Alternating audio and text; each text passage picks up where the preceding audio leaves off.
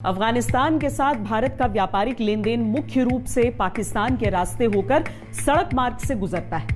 दोनों देशों के बीच सड़क से होने वाला यह व्यापार तालिबान के आने के बाद ठप पड़ गया है। Federation of Indian export organisation के अनुसार सड़क के रास्ते गाड़ियों की आवाजाही अब रोक दी गई है, जिस कारण लाखों डॉलर के सामान का आयात और निर्यात प्रभावित हुआ है।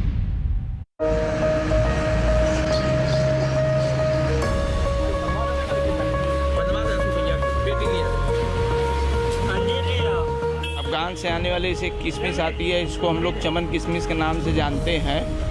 उसके रेट बढ़े हैं, अंजीर के रेट बढ़ गए हैं। जो आने के सिस्टम में अवरोध होने के कारण रेट 10 से 15% तो बढ़ ही गया है। बाहर से जितने भी विजिटर्स आते हैं वो सुगात ले जाते हैं यहाँ से कि जम्मू कश्मीर के बादाम अखरोट हैं। बड़ा मुश्किल हो जाएगा उन लोगों के लिए सुगात ले जाना यहाँ से। जो पहले मेवा जैसे 200 कुछ करके काजू आते थे, अब उसका रेट ज़्यादा बढ़ गया, जैसे 40 रुपये 50 रुपये में बढ़ोतरी आ गई है। 2001 में तालिबान पार्ट 1 के खात्मे के बाद जब अफगानिस्तान अंतर्राष्ट्रीय बाजार के लिए खुला, तो पिछले 20 सालों के दौरान अफगानिस्तान की अर्थव्यवस्था अंतर्राष्ट्रीय सहायता पर ही निर्भर रही। इन 20 सालों के दौरान अफगानिस्तान का सबसे बड़ा सहयोगी भारत ही रहा है। अफगानिस्तान में बांध, स्कूल और सड़कों के विकास में भारत ने लाखों रुपए निवेश किए। अफगानिस्तान की संसद की इमारत भी भारत की देन है। Confederation of all India traders के अनुसार भारत अफगानिस्तान के बीच 2020-21 में लगभग 10,387 करोड़ रुपए का द्विपक्षीय व्यापार हुआ, जबकि एक साल पहले 2019-20 में लगभग 11,131 करोड़ रुपए का व्यापार हुआ था। यानी 2020-21 में भारत ने लगभग 6,129 करोड़ रुपए का निर्यात किया था और 3,783 करोड़ रुपए का आयात किया। वहीं 2019-20 में भारत ने अफगानिस्तान से 7,410 करोड़ रुपए का निर्यात किया था और 3,936.87 करोड़ रुपए का आयात किया था।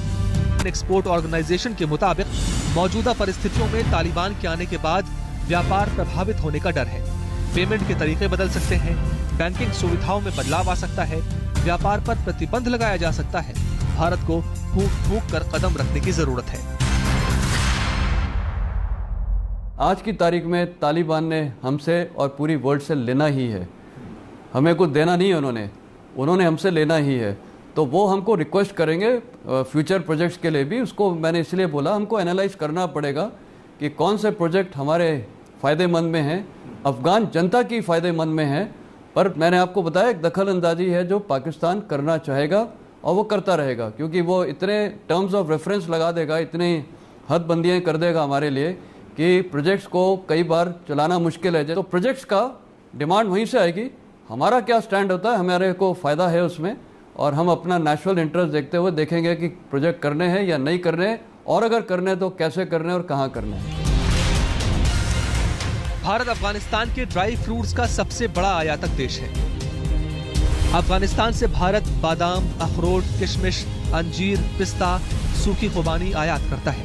ताज़ा फलों में खुबानी, अनार, सेब, चेरी, खरबूजा, तरबूज और कई औषधीय जड़ी बूटियां भी अफगानिस्तान से आयात की जाती हैं। इसके अलावा वहां से हींग, जीरा और केसर का भी आयात किया जाता है। वहीं भारत अफगानिस्तान को दवाइयां, चाय, कॉफी, काली मिर्च और कपास एक्सपोर्ट करता है। जानकारों के मुताबिक अफगानिस्तान में राजनीतिक अनिश्चितता बढ़ने की वजह से कीमतों में इजाफा हो सकता है। ड्राई फ्रूट बहुत महंगा हो गया और हमारी पहुंच से बाहर है। दुकानदार यही बताते हैं कि अफगानिस्तान में जो हो रहा है वहाँ से ही ड्राई फ्रूट बंद हो गया है और पीछे से बहुत कम आ रहा है, इसी वजह से बहुत महंगा हो चुका है। मेरा ड्राई फ्रूट और मसालों का काम है। इस बार तालिबान और अफगानिस्तान के चक्कर में ड्राई फ्रूट 200-300 रुपये किलो तेज हो गया। बादाम गिरी है, अंजीर है, मनक्का है, ये 200 से 250 रुपये किलो महंगा हो गया। अमेरिकन बादाम गिरी जो है 640 पहले बिक रही थी, जो आज 960 बिक रही है। अमेरिका में इसकी फसल ख़राब हो गई है बादाम गिरी की, इस वजह से ये दिक्कत आ रही है। जो कस्टमर किलो सामान लेता था वो 250 ग्राम ले रहा है, और कुछ ले रहे हैं, कुछ ले भी नहीं रहे, वापस जा रहे हैं। ड्राई